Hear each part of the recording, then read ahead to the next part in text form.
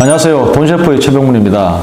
자, 이번 시간에는 30대 맞벌이 부부의 상담 사례, 그리고 30대 또 외벌이 부부의 상담 사례 이제 준비했습니다. 먼저 첫 편으로 30대 맞벌이 부부의 상담 사례를 얘기해 보겠습니다. 저희가 이제 특정 주제 가지고 한 번씩 진행하는데 사이사이에 이렇게 20대, 30대, 40대, 50대 연령대별로 상담 케이스를 한 번씩 이제 보여드리고 있습니다. 그래서 오늘은 30대 이제 부부의 상담 사례를 가지고 얘기해 보겠습니다. 수거 지출 전문가는 신봉검 전문가님, 안녕하세요. 네, 안녕하십니까. 예. 자, 오늘 준비해 오신 게 30대 맞벌이 부부와 또 30대 외벌이 부부 상담 사례를 준비해 오셨습니다. 먼저 이제 이번 첫 케이스 30대 맞벌이 가정에 대해서 한번 얘기해 주시죠. 네, 첫 번째 케이스는 이제 30대 맞벌이 가정인데요. 이제 남편분과 아내분 모두 대기업에서 일을 하고 계셨고요.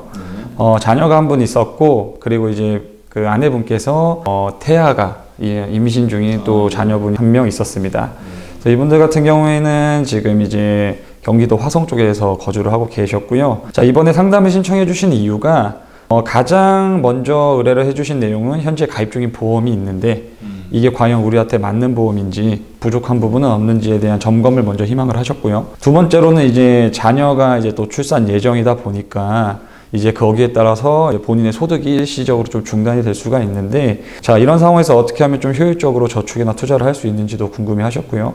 자, 마지막으로 이분들은 좀 은퇴를 조금 빨리 하고 싶어 하시는 분들이셨어요. 그러다 보니까 어떻게 하면 조금 더 이제 안정적으로 효율적으로 이제 노후 준비를 할 수가 있고, 또 여기에 더 아울러 이제 맞벌이 부부시다 보니까 연말정산 또 놓칠 수 없잖아요.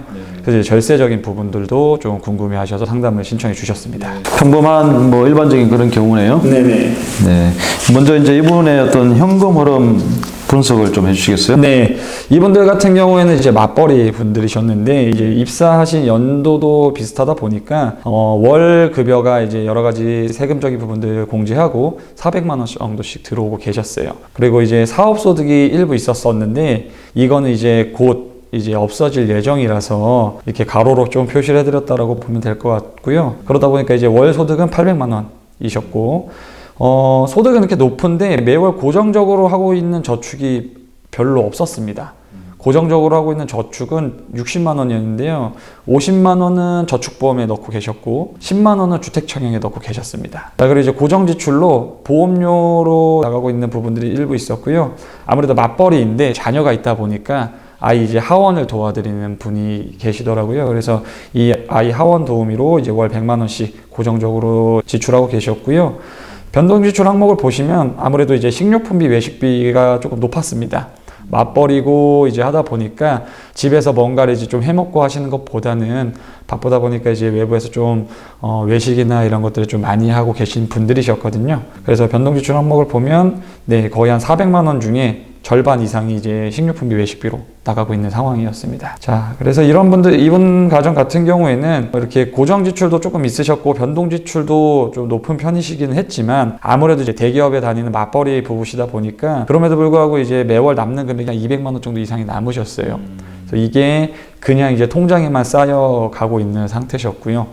그리고 이제 연간 비정기 지출로 1,000만, 500만 원 정도가 되는 수준은 사실은 일반적인 가정에 비해서는 좀 높은 수준이기는 해요. 자, 그런데 이분들 같은 경우에는 이 연간 비정기 지출을 또 연간 상여금으로 충분히 이제 어느 정도는 이제 커버가 되는 상황이셨기 때문에 이 매월 남는 220만 원을 우리가 활용을 하면 향후 이제 추가적으로 안정적인 효율적인 저축 투자가 가능할 수 있는 상황이었습니다.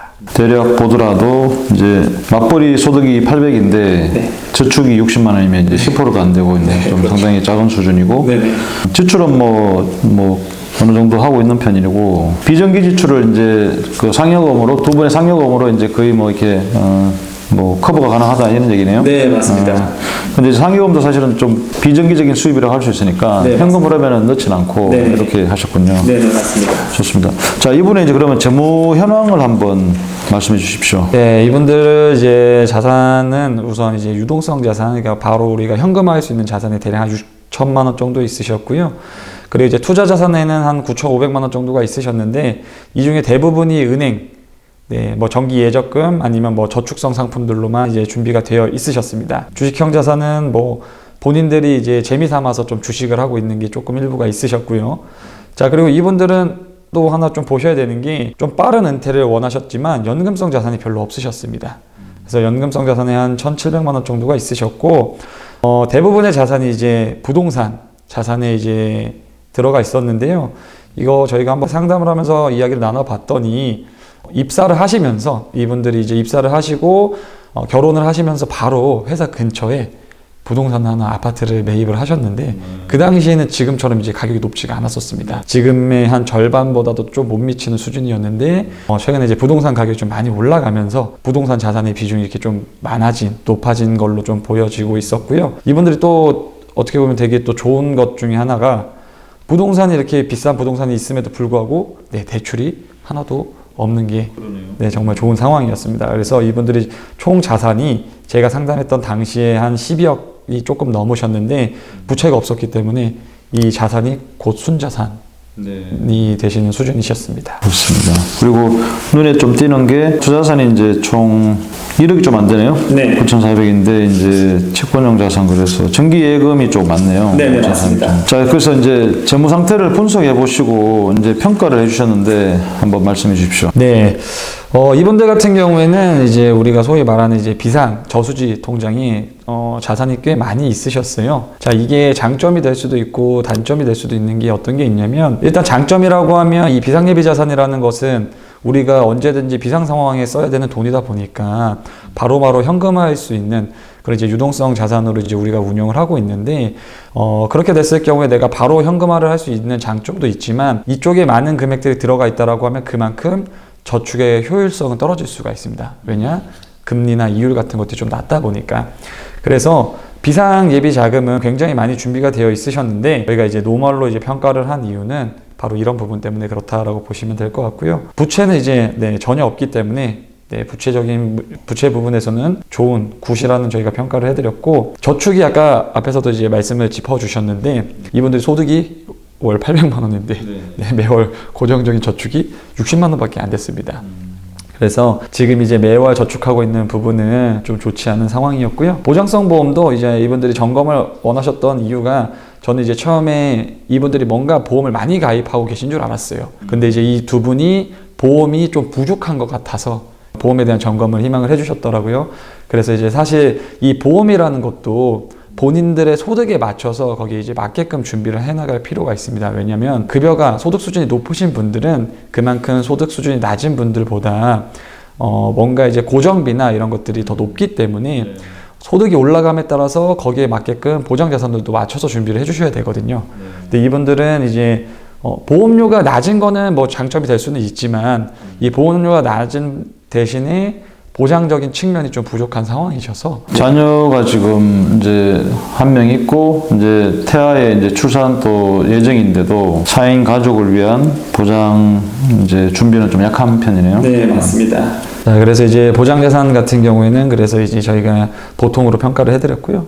지출은 뭐 이분들 보시면 뭐 적축 투자 변동 지출 항목들이 쭉 나와 있는데, 뭐 지금 맞벌이 수준에서 물론 아까 앞에서 말씀드린 것처럼 식비 외식비가 좀 높은 거는 맞았지만 그렇게 또 문제될 정도의 상황은 아니었기 때문에 저희가 보통으로 평가를 했습니다. 비상예비자금식으로 이제 예금 잔액은 많이 있는데 월 이제 수입에서 따로 떼서 이제 적금 같은 그렇게 저축은 낮은 편이에요. 굉장히. 네, 맞습니다. 자, 그리고 이제 보장성 보험 고객분들이 사실은 제일 좀 어려워하고 좀 케어를 받고 싶어하는 게 이 보험 쪽인 것 같아요. 워낙 이제 좀 복잡한 부분인데 점검한 결과를 좀 설명해 주십시오. 네, 이분들 이제 가장 먼저 요청하셨던 내용이 보험에 대한 점검이었기 때문에 가장 먼저 이제 보험에 대한 부분을 이제 안내를 드렸는데요. 우선 남편분 같은 경우에는 총 3건의 보험을 가입을 하고 계셨는데 실손보험이 1건이 있으셨고 나머지 2건의 보험은 이제 생명보험사에 가입이 되어 있으셨어요. 그리고 이제 예전 보험이다 보니까 중간에 뭐 갱신형 특약들도 있었고요. 대부분 이제 만기가 이제 80세로 좀 짧았습니다. 그리고 아시다시피 2010년 초반에 가입한 상품이다 보니까 아무래도 뭐 뇌랑 심장질환 이런 부분들에 대한 보장 범위도 되게 적었고요. 남편분 같은 경우에는 암 진단비도 거의 없었던 상황이셨습니다. 그리고 이제 아내분 같은 경우에도 남편분하고 거의 비슷하셨는데요. 이제 아내분 같은 경우에는 이제 뭐 은행권 계열의 이제 생명보험사의 보험들로만 이제 준비가 되어 있으셨어요. 그리고 대부분의 보험들 다 2010년 이전에 세 건 모두 2010년 이전에 가입한 보험이다 보니까 만기도 굉장히 짧았고요. 보험료는 좀 저렴할 수 있었는데 보장 내용은 굉장히 부족한 상황이었습니다. 아내분 같은 경우에 그래도 남편분에 비해서 암진단금은 좀 준비가 잘 되어 있으셨지만 뇌나 심장질환에 대한 부분이 좀 부족하셨고요.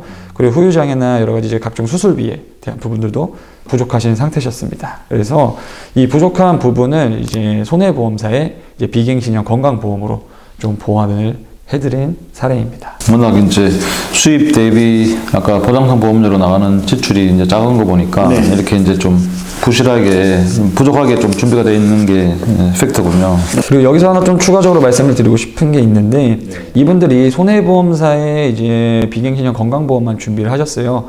그래서 사실 맞벌이 부부고 자녀분들이 좀 어리다 보니까 이분들 같은 경우에는 반드시 사망보장에 대한 부분들도 필요한 상태셨거든요. 근데 이 부분에 대한 거는 이제 저희가 이제 안내를 많이 드렸었는데 아직까지는 네, 본인들은 굳이 이제 아직 생명보험에 대한 가입을 조금 들어가는 게 조금 맞지는 않을 것 같다라고 해서 아직도 이 부분은 좀 의논 중에 있는 상황입니다. 이제 둘째가 태어나고 또 부인께서 이제 또 산후조리하고 이렇게 좀 이제 뭐 잠깐 또 업무에서 이제 조금 떨어져 있으면 그 부분도 이제 생각이 좀 달라질 수 있겠네요. 네. 자, 그리고 상담 전 상황 및 개선점 이제 한번 말씀해 주십시오. 네, 이분들 같은 경우에는 이제 뭐 지출 관리도 따로 크게 하고 계시지 않았고요. 왜냐 소득이 워낙 높다 보니까.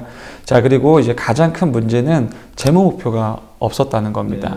이 우리가 상담을 할 때 저축이나 투자를 함에 있어서 가장 중요한 요소가 어떤 거냐라는 거를 이제 상담하는 고객분들한테 여쭤보면 뭐 많은 이야기를 하십니다. 뭐 수익률 아니면 뭐 안정성 그리고 뭐 시장 상황, 뭐 높은 금리 이런 것들을 말씀을 하시는데 사실은 저희 재무설계사, 재무상담사 입장에서 우리가 저축이나 투자를 함에 있어서 가장 중요한 거 하나를 꼽으라고 하면 내가 왜 저축을 하고 투자를 하는 그 목표가 가장 중요하다는 말씀을 드리거든요.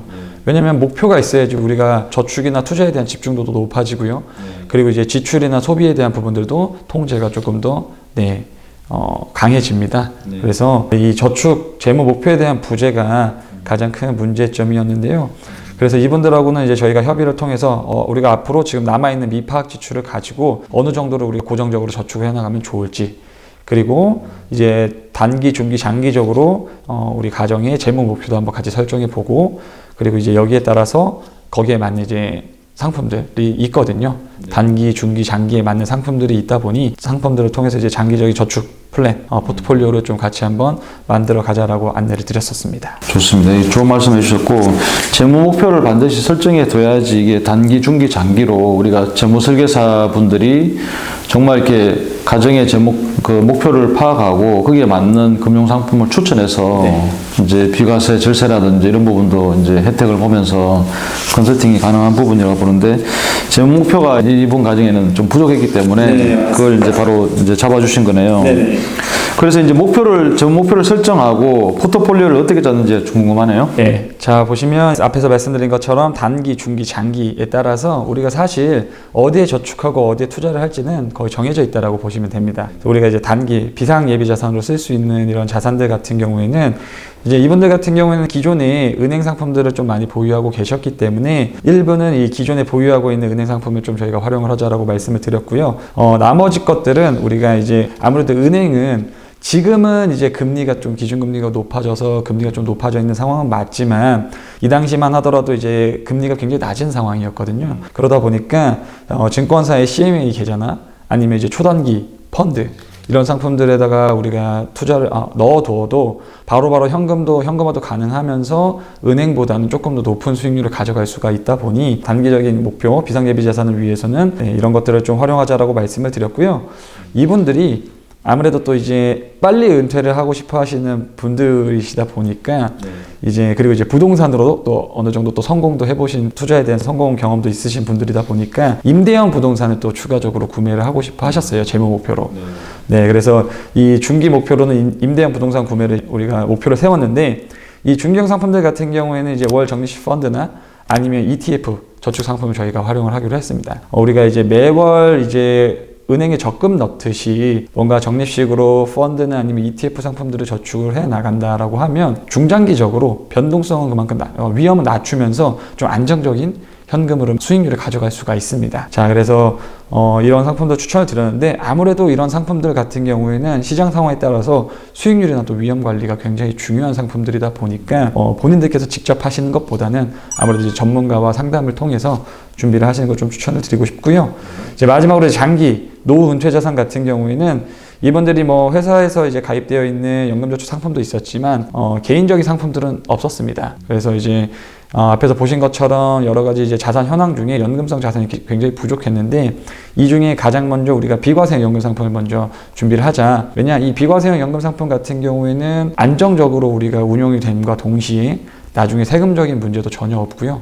네. 가장 큰 장점은 이 비과세형 연금 상품 같은 경우에는 이제 종신토록 살아있는 동안 계속해서 이제 월 현금 흐름을 만들 수 있다는 가장 큰 장점이 있거든요. 네. 자, 이런 것들을 통해서 비과세형 연금 상품을 먼저 좀 준비를 도와드렸고요. 두 번째로 이제 개인형 퇴직연금 IRP라고 하죠. 네. 추가 세액 공제를 받기 위해서 이런 상품들을 또 이제 추가적으로 활용을 함으로써 세금도 절세를 하면서 동시에 이제 안정적으로 노후의 현금 흐름을 확보하실 수 있게끔 도와드렸습니다. 자, 이렇게 해서 이제 이분들의 재무 목표를 설정해 주셨고, 서로 이제 대화를 통해 가지고, 그래서 임대 부동산 구입하는 게 또 하나의 목표였고, 네. 그다음에 은퇴 자금도 이제 좀 더 진지하게 지금부터 준비해 가기로 하셨네요. 네네. 그리고 보장자산도 좀 분석받고 이렇게 하셨네요. 앞으로 이제 계속 관리하면서 이분들한테 좀 이렇게 추가적으로 이제 이분이 소득이 또 늘어날 때마다 네. 또 이제 뭐 성과급이 이렇게 이제 더 들어올 때마다 계속 이제 케어를 좀